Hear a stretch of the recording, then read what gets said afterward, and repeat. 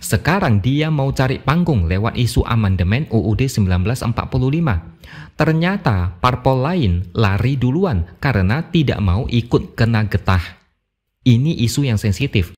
Parpol manapun pasti jaga image.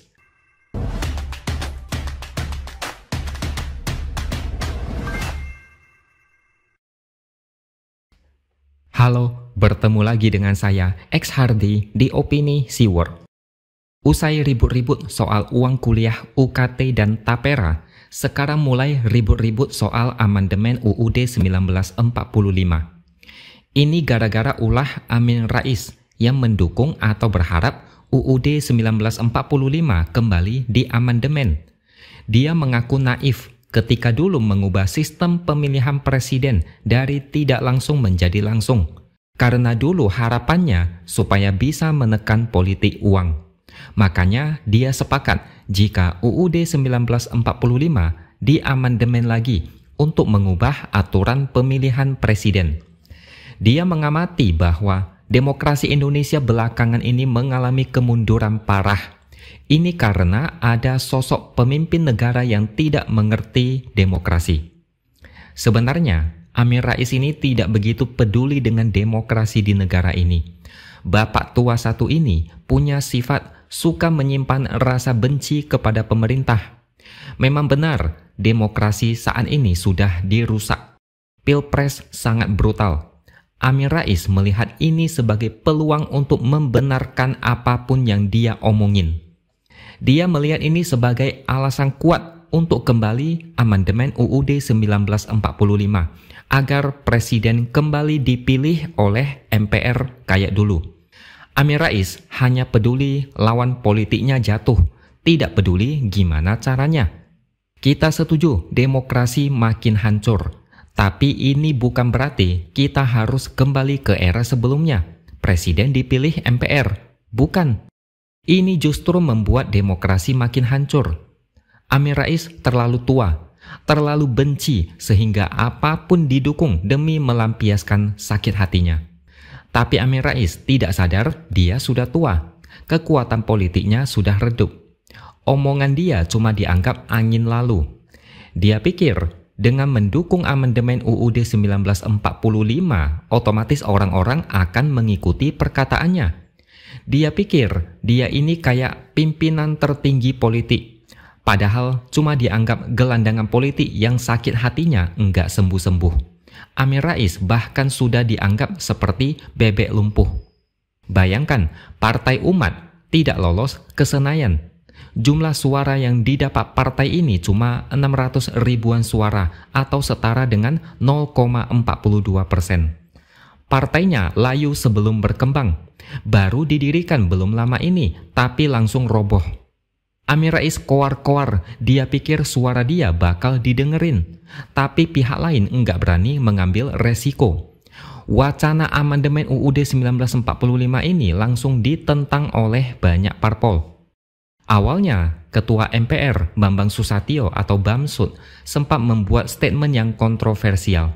Dia bilang MPR sudah menyiapkan karpet merah untuk memuluskan amandemen.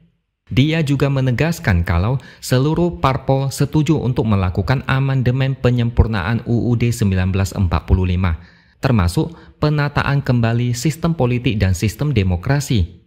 Gara-gara ucapannya ini, Bamsud dilaporkan oleh seorang mahasiswa ke Majelis Kehormatan Dewan atau MKD. Setelah dilaporkan, Bamsud langsung melakukan klarifikasi.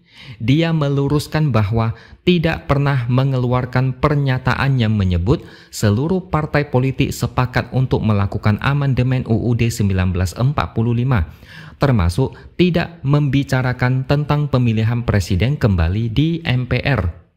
Aneh kan? Entah medianya yang salah meliput atau Bamsud yang sedang melindungi dirinya sendiri supaya tidak disalahkan. Bahkan dia bilang laporan kepada dia adalah keliru karena pelapor kurang cermat dalam membaca berita dan memahami kata-kata dia. Selain itu, dia juga menilai pelapor sudah menyebarkan berita bohong. Jadi dia berharap pelapor menyadari kesalahannya. Saya kurang tahu ya, tapi dalam politik, Isu panas seperti ini tidak spontan terjadi begitu saja. Ini mungkin ada semacam tes the water atau tes ombak untuk melihat reaksi masyarakat. Entah kenapa rasanya ada yang bermain di balik isu ini. Ini agak mirip dengan wacana presiden 3 periode atau penundaan pemilu. Itu bukan spontan, tapi ada yang bermain dan mengetes ombak. Karena masyarakat ngamuk, makanya wacana itu dibatalkan. Yang jelas, wacana pemilihan presiden oleh MPR tidak boleh terjadi. Ini harus ditolak sekeras-kerasnya. Kalau demokrasi saat ini disebut kemunduran, maka pemilihan presiden oleh MPR akan lebih parah lagi.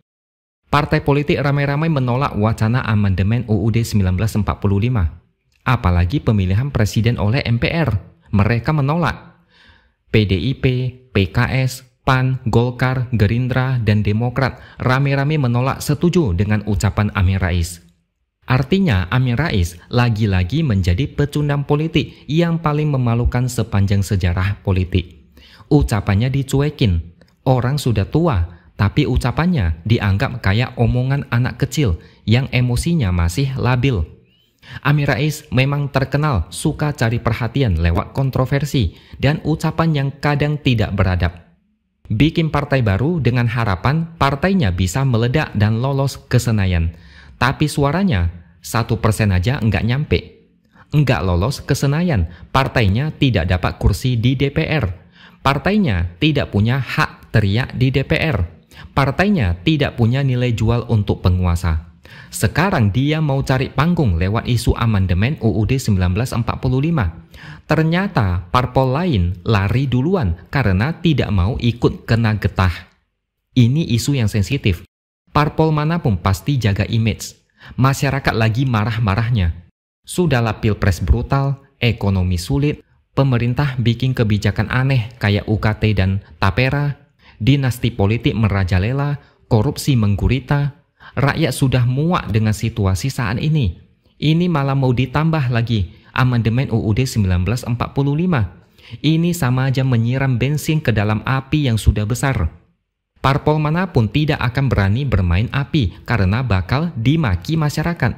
Makanya Amin Rais kayak orang stres, teriak sendiri, dicuekin dan tidak ada yang mau sepakat. Sepakat dengan Amin Rais artinya cari penyakit. Amin Rais harusnya segera pensiun aja lah. Ngapain bikin ribut dan sok merasa orang penting? Dia pikir dia ini pahlawan reformasi yang mana orang-orang bakal ikuti apa kata dia.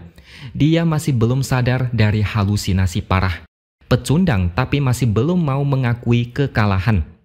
Satu hal lagi yang perlu diperhatikan terkait amandemen UUD 1945, ini bukan cuma tentang pemilihan presiden, tapi ada banyak aspek lain. Bisa saja amandemen terjadi meskipun tidak mengurusi cara pemilihan presiden. Maka dari itu, masyarakat harus memantau biar tidak kecolongan. Biasanya isu seperti ini banyak kepentingan politik yang terlibat. Urusan Amin Rais biarkan aja. Anggap saja dia sedang halu. Padahal usia setua dia harusnya jangan banyak mikir politik. Jalan kaki dari Jakarta ke Jogja malah dapat respek dan hormat dari masyarakat. Oke, sampai di sini dulu opini dari saya. Subscribe channel ini supaya makin berkembang dan jangan lupa tuliskan komentar Anda. Terima kasih sudah menonton dan sampai jumpa lagi di lain kesempatan.